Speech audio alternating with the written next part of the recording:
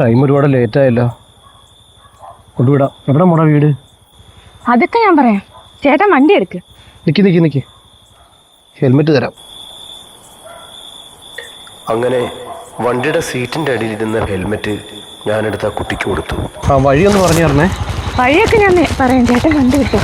ഈ അസമയത്ത് ഒരു പെൺകുട്ടി എൻ്റെ വണ്ടിയുടെ പുറകിലിരിക്കുന്നു എന്നുള്ളത് എനിക്ക് ഒരുപാട് ടെൻഷനായി. എന്തോ മോടെ പേര്? ലക്ഷ്മി. അതിന് ഒരുപാട് പോകണോ? വേണ്ട, ഈ വളവ് അങ്ങനെ കുട്ടിയുടെ വീട് അടുക്കാറായി. അധികം ഒന്നും സംസാരിച്ചില്ല. കുട്ടിയുടെ പേര് മാത്രം ഞാൻ ചോദിച്ചോളൂ. ചേട്ടാ വീട് അടുക്കാറായി. ഇതേ അപ്പുറത്താണ്. ചേട്ടൻ എന്ത് ചെയ്യുന്നു? ഞാനത് ടാക്സി ഡ്രൈവറാണ്. വണ്ടി ഒതുക്കി എടുത്തിട്ട് വരുവാ. ചേട്ടാ ഇവിടെ ഇവിടെ ഇവിടെ എന്താ? ഇതാ ഏട്ടാ എന്റെ വീട്. താങ്ക് യു ഏട്ടാ, വളരെ ഉപകാരം. ഹെൽമെറ്റ്. വീടിന് മുന്നിലുള്ള റോഡിലാണ് ഞാൻ ആ കുട്ടിയെ നിർത്തിയത്. അവിടെ നിന്നും കുറച്ച് നടന്നു വേണം അവൻ്റെ വീട്ടിലോട്ട് കയറാൻ.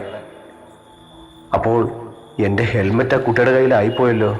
സാരമില്ല, നാളെ എന്തായാലും ഞാൻ വണ്ടി ഓടാനായിട്ട് വരുന്നുണ്ടല്ലോ.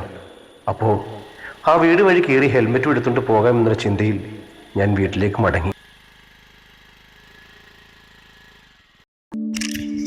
പിറ്റേ ദിവസം വണ്ടിക്ക് ഓട്ടമില്ലെന്ന് മുതലാളി വിളിച്ചു പറഞ്ഞു. പക്ഷേ ആ ഹെൽമെറ്റ് എടുക്കാൻ വേണ്ടി ഞാൻ വീട്ടിൽ നിന്ന് പുറത്തോട്ട് ഇറങ്ങുമ്പോൾ, നിങ്ങളെവിടെ പോവാ? ഇന്ന് രാവിലെ ഓട്ടോ ഇല്ലെന്ന് പറഞ്ഞിട്ട് ഇത്ര ധൃതി പിടിച്ച് എവിടെ പോവാ? ഇന്നലെ രാത്രി നിന്റെ ഹെൽമെറ്റ് ഒരാൾക്ക് അത്യാവശ്യത്തിന് കൊടുത്തതാ. അത് വാങ്ങിക്കാൻ പറ്റില്ല, ഞാൻ വാങ്ങിച്ചിട്ട് വരട്ടെ.